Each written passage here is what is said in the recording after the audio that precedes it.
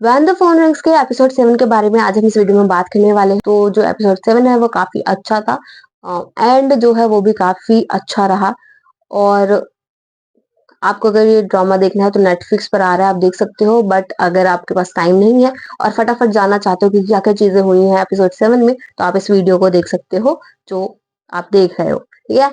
तो एपिसोड 7 की बात करने से पहले एपिसोड 6 की बात करते हैं कि कहाँ पे ये ड्रामा खत्म होता है। तो ड्रामा खत्म होता है जब हस्बैंड जो होता है वो अपनी वाइफ को सर्च करते करते पहुंचता है। जो लड़की होती है वो किडनैपर के फोन से उसे कॉल करती है और फिर यहाँ पे ये ड्रामा खत्म हो जाता है। आई मीन एपिसोड 6 खत्म हो जाता है और एपिसोड 7 की शुरुआत यहाँ से होती है कि लड़की एक जोन में पहुंच गई है, एक जगह पहुंच गई है। और वो जगह है कि जब उसका एक्सीडेंट हुआ था जिसमें उसके भाई की डेथ हो गई थी और उसकी बहन जो थी वो बहरी हो गई थी और सुनने की पावर जो थी उसकी बहन की वो चली गई थी।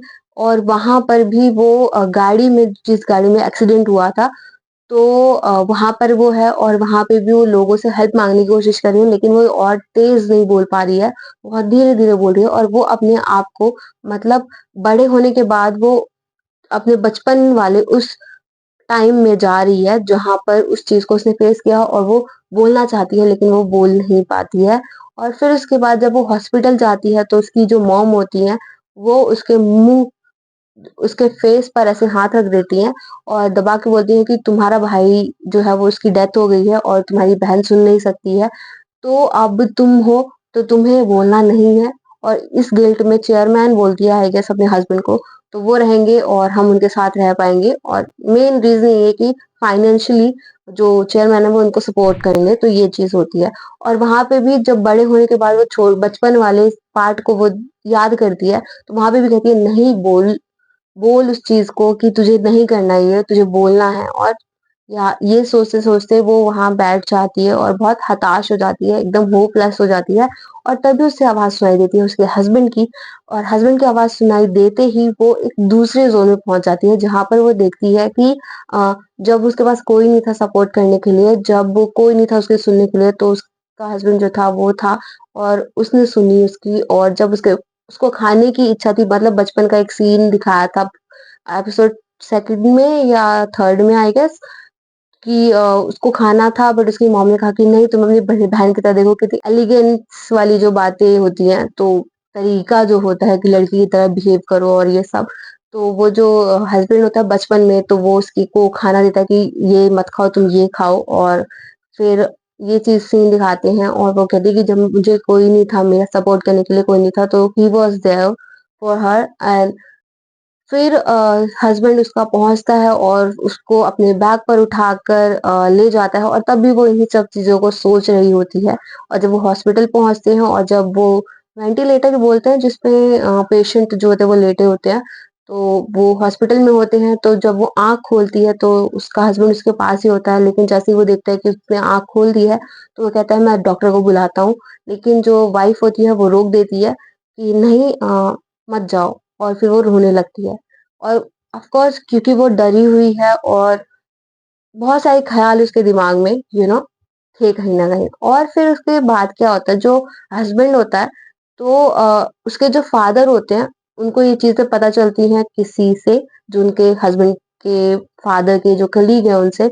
और वो एक उस चीज को ना एक पॉलिटिकल मुद्दा बनाने की कोशिश करते हैं और फिर वो कहते हैं कि इन सब चीजों की तैयारी करो।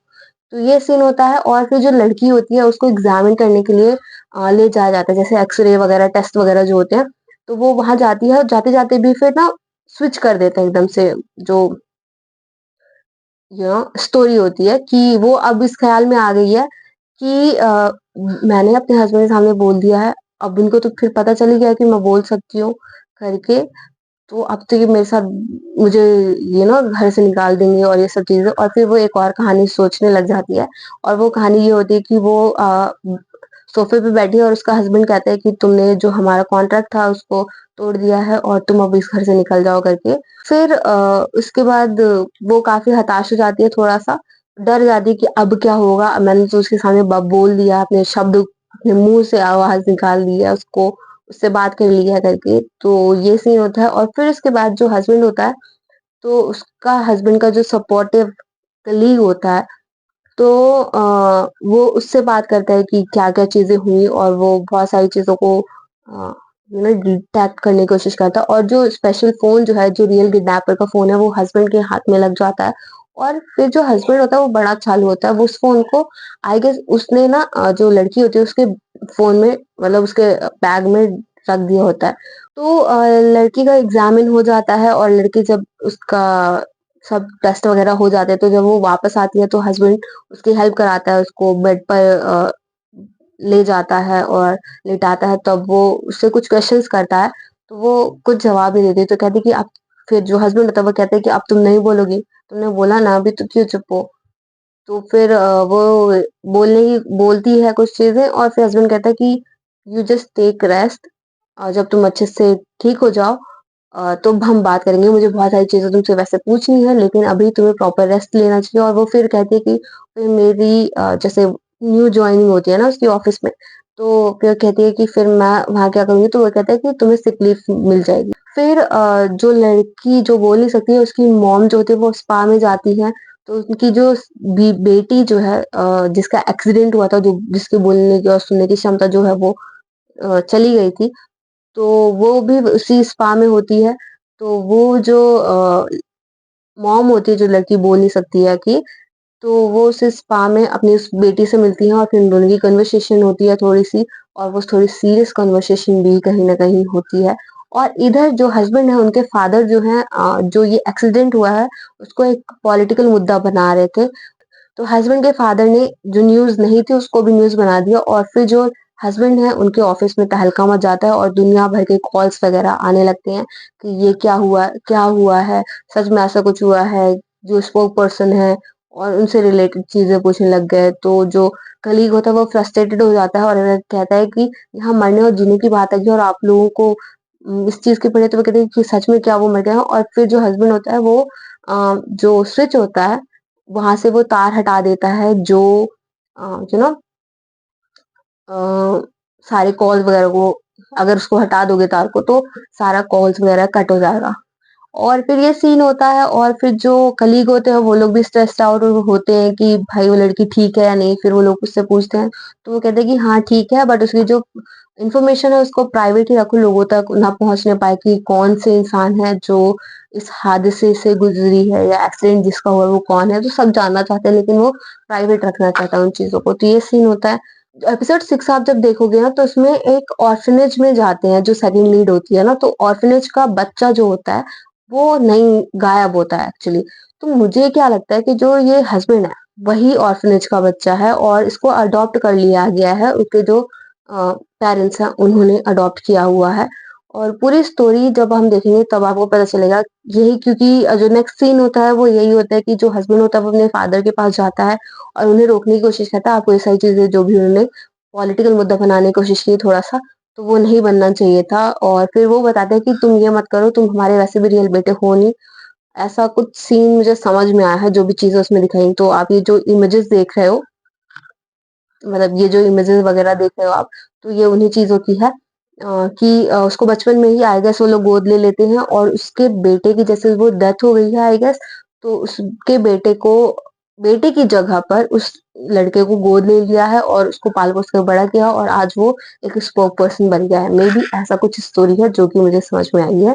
अब ऐसा है या नहीं वो तो जो हम ड्रामा देखेंगे तब हमें पता चलेगा। तो यहाँ से फिर जो सेकंड लीड होती है, उसकी एंट्री होती है। फिर वो लोग भी कहीं न कहीं एक न्यूज़ कवर कर रहे हैं, जिसमें वो उस ऑर्फनेज के इंसान को, उस बच्चे को ढूँढ रहे हैं। प्लस जो सेकंड लीड में जो मेल लीड है, वो इमेज ड्रॉ करता है। वो इमेज किस चीज़ से रिलेटेड है, वो आई गेस 8th एपिसोड में हमें पता चलेगा। तो ये सीन होता है और फिर जो सेकंड लीड होती है, फिर वो न्यूज़ से रिलेटेड जो भी चीज़ें हैं, उन सब पे वो बात वगैरह करते हैं। और फिर उसके बाद यहाँ ये सीन खत्म होता है और फिर नेक्स्ट सीन यहाँ स्टार्ट होता है कि जो हस्बैंड होता है अपना ऑफिस का सारा काम खत्म करके वो अपनी वाइफ के पास पहुंचता है जो हॉस्पिटल में एडमिटेड है। सबसे पहली चीज ये होती है कि जो हस्बैंड होता है वो फ्रूट्स वगैरह लेके आता है। ओ फ्रूट्स लाने से पहले एक और चीज होती है कि जो हस्बैंड होता है वो कॉल मैसेज करता है कि तुम्हें कोई चीज खानी है बाहर की, तो वो बहुत सारी डिशेज बोलती है टोपोकी और फिर फ्राइड चिकन में भी, तो वो कहता है ये ग्रीसी होता है और वो तुम्हें स्पाइसी नहीं खाना चाहिए। और फिर वो कहती है आइसक्रीम, तो वो कहता है कि तुम्हें मीठा नहीं खाना चाहिए, शुगर लेवल बढ़ जाएगा। तो ये चीज़ बोलता है, फिर वो कहती है जो तुम्हारा मन करे वो ले आओ। तो वो अंत में फ्रूट्स लेके आ जाता है और फिर फ्रूट्स लाता है और वो फिर कहती है कि ये फ्रूट्स धुले हुए नहीं है, तो वो हस्बैंड जाता है धुल के लाता है और वो फिर खाती है। फिर जो हस्बैंड होता है वो लड़की के हेयर्स को वॉश करता है और फिर उसको क्लीन करने के बाद उसे लाता है, फिर उसके बालों को हेयर ड्राई करता है और उसको कंघी करता है। फिर वो दोनों थोड़े बहुत बात करते हैं, फिर जो हस्बैंड होता है अंत में उसको उसके बेड पर सुला देता है और हस्बैंड जो होता है अपना साइड में बैठा होता है, जो भी सोफा वगैरह लगे हुए हैं इस रूम में, मतलब वो हॉस्पिटल के रूम में, वहां पर। और फिर उसके बाद जब वो लड़की सो जाती है तो वो आंख खोलती है तो देखती है उसका हस्बैंड नहीं होता। तो वो कॉल करती है उसे, एक्चुअली मैसेज करती है, तो वो कहता है कि तुम सो जाओ, मैं अभी किसी कॉल का इंतजार कर रहा हूँ। वो कॉल करता है अपनी वाइफ को, मतलब सॉरी, जो 406 वाला जो बंदा है उसको कॉल करता है, आई मीन बंदी जो है उसको कॉल करता है और फिर उससे थोड़ा बहुत फ्लर्ट वगैरह करता है। और चूंकि आपको पता ही होगा कि जो लड़की है, जो 406 है, वो उसी की वाइफ ही है कहीं ना कहीं, तो उससे फ्लर्ट करता है, तो उसे बुरी लगती है कि सारे आदमी ना एक ही तरह के होते हैं। तो ये वाली मैंस, ये ना, ये वाली चीजें तो वो बोलती है। और फिर वो दोनों बात करते हैं और वो कहते हैं कि क्यों ना हम दोनों हाथ मिला लें और हम दोनों साथ में मिलकर उस इंसान को पकड़े कि कौन है वो। फिर लड़की जो होती है वो धीरे धीरे सारी डिटेल्स वगैरह जो है वो बताती है कि वो इंसान कौन है, कैसा दिखता है और क्या क्या चीजें हैं। तो फिर सारे जो डिटेल्स निकल कर आती हैं, फिर पता चलता है वो मास्क लगा हुआ है, टोपी लगा हुआ है, उसकी बस आईज जो है वो शो हो रही हैं। तो ये चीजें बाहर आती हैं। और फिर उसके बाद जो वाइफ होती है वो हॉस्पिटल में ही, जो टीवी होती है उसी में न्यूज वगैरह चल रही होती है, तो वहां से उसे पता चलता है कि ये जो हस्बैंड है उसने इस चीज को मतलब मीडिया तक, लोगों तक पहुंचाया है। और एक ताजा खबर, मतलब खुद के जो प्रेसिडेंशियल ऑफिस है वहीं से न्यूज ये बाहर जाती है और फिर तहकीकात जो होती है, पूछताछ जो होती है वो होती है उससे, और फिर न्यूज रिपोर्टर जो होते हैं वो उसके पीछे लग जाते हैं। तो ये चीजें होती हैं। अब उसने जैसा कि सबको बता दिया है कि भाई रीप क्या रहा है, मतलब अब ये न्यूज बाहर आ गई है। तो उसके जो फादर हैं वो उस पे बहुत भड़कते हैं और वो कहते हैं कि मुझे तो डाउट आप पर भी है कि आपने ये काम किया होता है। फिर वो पूरी फैमिली बैठी होती है, उसकी मॉम एंड डैड दोनों होते हैं, बट वो कहते हैं तुम्हें लगता है कि मैंने ये काम किया है। तो वो कहता है कि मुझे आप पे भी भरोसा नहीं है। और फिर उसके बाद वो जो लड़की है, बोल नहीं सकती, उसके जो फादर है शायद, तो वो उन पर भी कहीं ना कहीं उसके जो फादर होते हैं, मतलब हस्बैंड के जो फादर होते हैं, वो कहते हैं कि क्या पता उन्होंने करवाया हो ये चीज। तो कहता है आपने लिया और आपने नाम लिया और उनका कॉल आ गया। और फिर वो जो हस्बैंड होता है वो उस लड़की के फादर से मिलता है और फिर वो दोनों कुछ बातें वगैरह करते हैं। क्योंकि ये जो न्यूज है वो बाहर आ चुकी है, तो जो रियल किडनैपर है तो उसको पता चलती है न्यूज में, वो भी ऑब्वियसली देखेगा ही। तो वो देखता है, तो जो इसके पीछे असली इंसान है जिसने सारा कांड किया है, तो वो उसको मैसेज करता है, जो किडनैपर होता है। किडनैपर जो होता है, देखो दो लोग मिलकर ये काम कर रहे होते हैं। तो एक जो है पर्दे के पीछे है, जो कि अभी तक नहीं पता चला कौन है, और दूसरा है किडनैपर जो काम को अंजाम दे रहा है कहीं ना कहीं। तो किडनैपर जो है, जो पर्दे के पीछे इंसान है, उसको मैसेज करता है, बहुत सारी चीजें बोलता है कि काम तुमने किया और नाम मेरा आ रहा है, फोटो मेरी आ रही है, शक्ल मेरी लोगों तक पहुंच रही है और बहुत सारी चीजें। तो वो कहता है कि जो लड़की बोल नहीं सकती है उसने जो है अपनी जो डाइवोर्स लेने की जो प्रक्रिया है उसको खत्म कर रही है। वो डिवोर्स नहीं लेगी अपने हस्बैंड से। तो वो कहता है कि आप तुम मुझसे फोन ले लो। तो अब जब, क्योंकि उसको बोल दिया गया है कि तुम मुझसे अपना फोन वापस ले लो, तो वो जो आदमी है लड़की के पास फिर कॉल करता है। एक्चुअली जो लड़की है उसका जो हस्बैंड होता है वो उसे एक फोन देके जाता है कि कोई भी प्रॉब्लम हो तो मुझे कॉल कर लेना।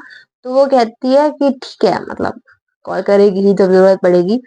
तो उसी फोन पर जो किडनैपर होता है उसका कॉल आता है कि तुम मेरा फोन जो है मुझे वापस दे दो करके। तो वो लड़की जो होती है वो शॉक्ड हो जाती है, स्केयर्ड हो जाती है, बहुत डर जाती है। तो वो लड़की जो होती है वो डर जाती है और फिर